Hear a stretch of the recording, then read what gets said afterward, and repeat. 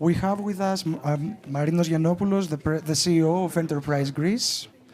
Mr. Giannopoulos, the floor is yours.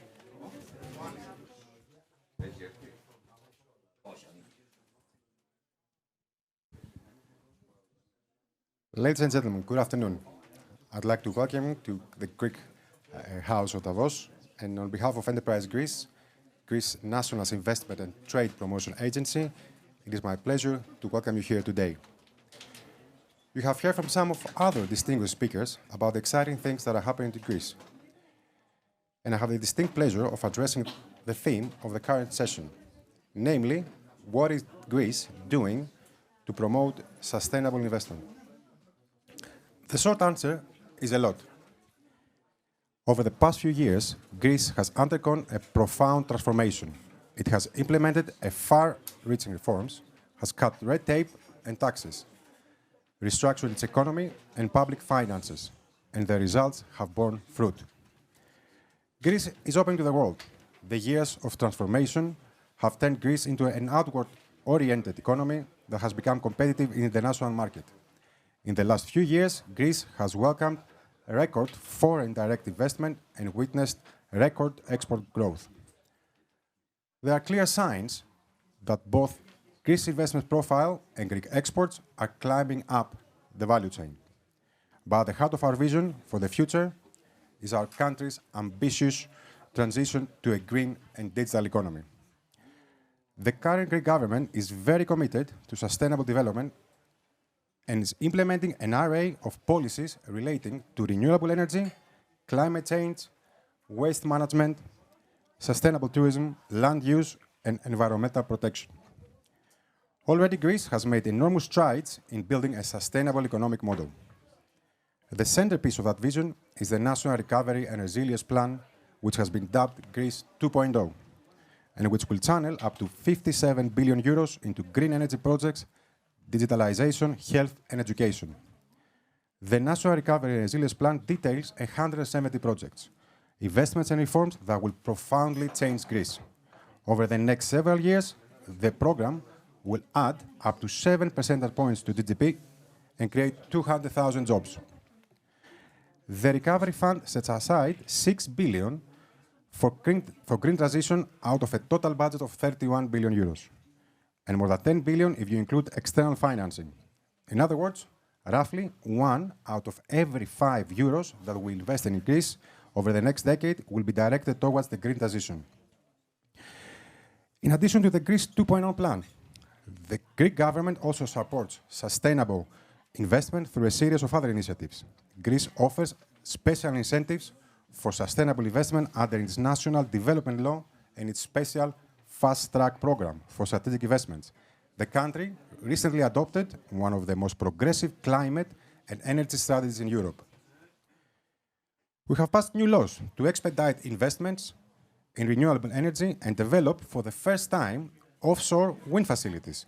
Greece is also implementing a long-term sustainable development plan for the tourism sector, which is one of the growth drivers of the Greek economy. Investors have been responding. As I mentioned, Greece is seeing record levels of foreign direct investment, particularly in the field of renewable energy. International investors are being drawn by the country's commitment to sustainability. One recent EY survey of global investment sentiment showed that 74% of foreign investors believe Greece policies on green energy are a major incentive. A separate EY survey on renewable energy markets from late last year ranked Greece among the top 20 most attractive markets in the world for renewable energy investments. Major companies from Europe, the Middle East, and America are investing in Greece's clean future. For example, Italian energy giant Enel has built the largest wind farm in the Balkans on the Greek island of Evia. Likewise, Spain's Iberdrola has been investing in Greece for years and now has more than 365 megawatts of clean energy capacity installed in Greece. Greek companies have likewise been active in transition. Last spring, Greece's Helper Renewables, a subsidiary of Hellenic Petroleum, inaugurated a 204 megawatt and 130 million photovoltaic facility near the northern city of Kozani. It's currently the largest solar power plant in southeastern Europe.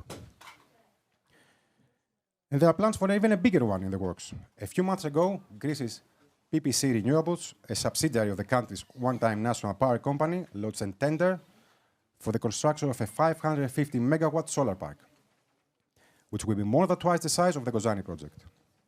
On a smaller scale, but still very significant, is that Greece, like the rest of the world, is experimenting with new forms of e-mobility and which itself is bringing investor interest. 2 years ago, Greece launched a groundbreaking smart and sustainable island pilot project with the introduction of the new e-mobility service on the island of Astipalea. That project is being done in conjunction with the Volkswagen Group, which will supply roughly 900 vehicles plus charging points to the island. Indeed, a number of Greek islands are experimenting with energy autonomy and developing new models of sustainability that could provide a template for other islands in the Mediterranean and around Europe. Apart from Astipalea, the island of Tilos in the Dodekanis is a noteworthy example and is being backed by the European Union funding. All this is very timely because the world is currently facing two major crises. The first is climate change, from Asia to Africa and Antarctica to the Americas. The global warming over climate change are growing by the day. The second is the issue of energy security. The current war in Ukraine is forcing Europe to seek new and alternative energy supplies of energy. Greece is at the forefront of efforts to tackle both of these challenges, for our sake and for our neighbors in the region. Greece is becoming a green energy hub for Southeast Europe and the Eastern Mediterranean.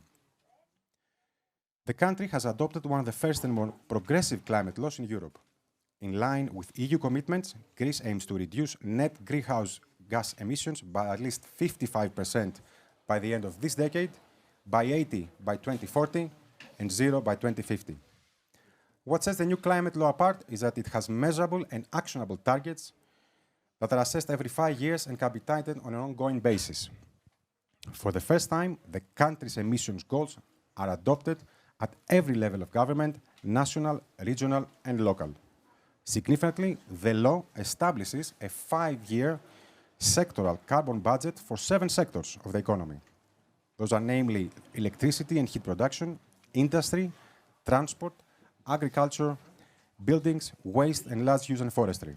The sectoral carbon budgets will allow the government to monitor and adjust emission targets on a continuous basis, providing for even tougher goals in the future. Greece has also committed to closing all lignite-fueled power plants by the end of the decade, and the climate law provides measures to enhance e-mobility and reduce greenhouse gas emissions from buildings, businesses, and all the Greek islands. Our climate commitments have also brought about an update in Greece's national energy strategy, which had already embodied several key targets earlier. So according to the combined national energy and climate plan, Greece aims to double installed renewable energy capacity to around 20 gigawatts by the end of the decade. In total, the plan foresees more than 40 billion in investments in the energy sector overall by 2030, which includes a wide range of green energy initiatives, including the further development of onshore and offshore wind energy, waste-to-energy and biofuel projects, photovoltaic and solar thermal projects, and energy conservation initiatives. In general, Greece has seen a very rapid growth in renewable energy projects in recent years. Currently, there are more than 70,000 power installations in Greece generating electricity from green energy sources, and with combined capacity of about 11 gigawatts. In the last 2 years, the cumulative power produced from renewable energy sources has increased by 33.5%, and a few months ago, the share of renewables in power production surpassed the share of fossil fuels for the first time ever. Apart from renewable energy, Greece is also pursuing initiatives in sustainable development in other areas, most notably in sustainable tourism and in better management of water and waste facilities. We believe that sustainable tourism is a key to our future and is deeply committed to preserving and protecting the environment. Ultimately, the country's natural beauty, its clean air and water, and as well as the Mediterranean climate, are Greece's greatest natural resources. That is why Greece is developing a 10-year sustainable tourism strategy. That 10-year strategy includes a range of initiatives from the increased use of clean energy to better waste management on the islands, to taking steps to reduce overcrowding in popular tourist destinations.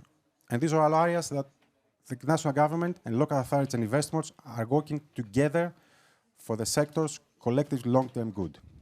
Greece is also trying to leverage its diverse natural beauty as a draw for tourism that includes developing in a sustainable way some of the regions of the country that are off the beaten path and are not traditional tourism destinations.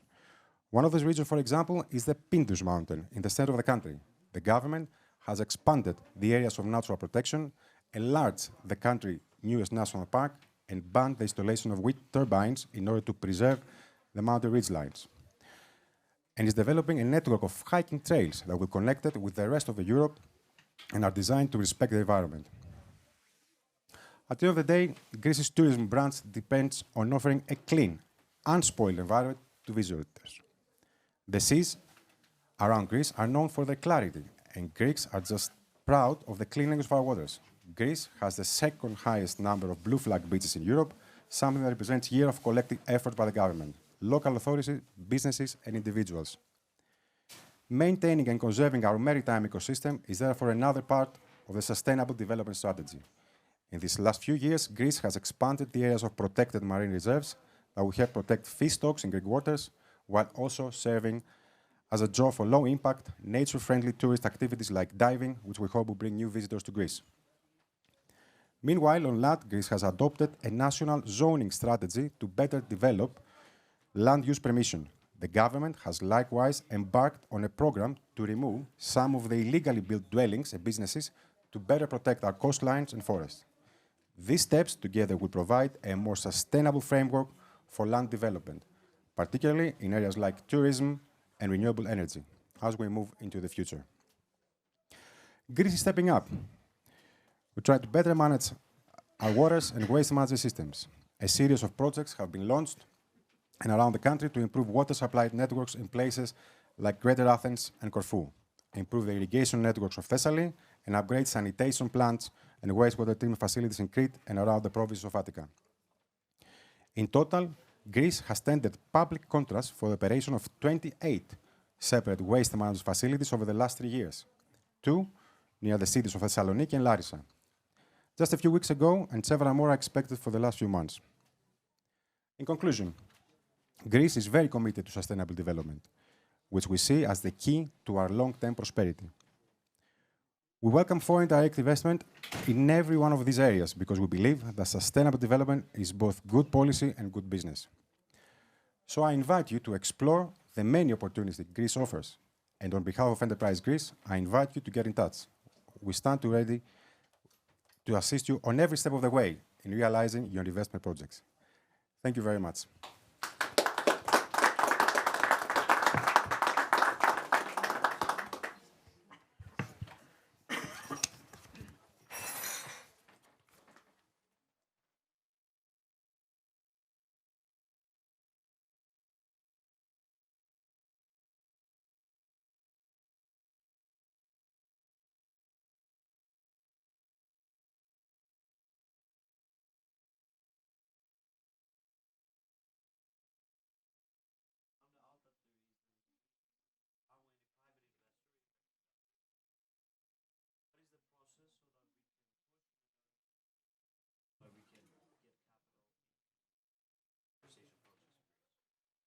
Definitely, this is something we can work together and see what the actual law is at the moment.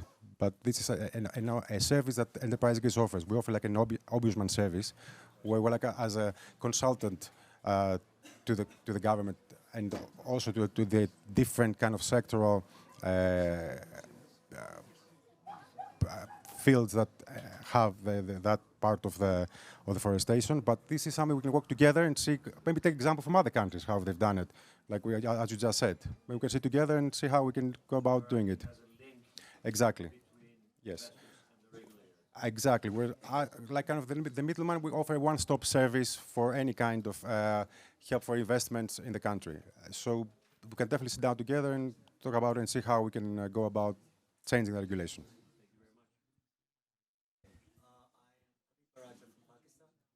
First of all, when you were talking, we have very similar economies and issues, I feel.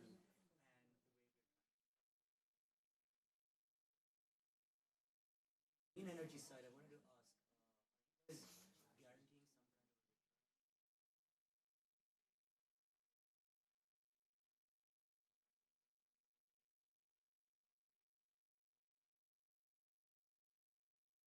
Not anymore. We started like that. Now through the RRF, what is happening? You kind of have the tools to start the investment. So basically, we subsidize the investment part of the deal, actually the construction of that. After that, because that's considered state aid, you cannot have the second part of the locked price. So basically, the state aid goes on the construction side of the project.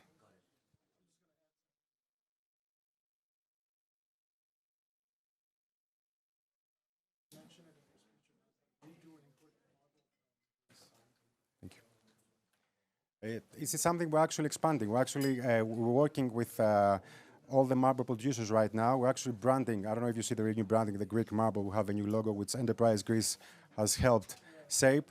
And this is something we are actively trying to expand different sectors because it's not, while it's a big sector in Greece, we haven't actively tried to kind of make it one brand and try and sell it outward. So that's something that we're trying to do right now. There you go. There you go.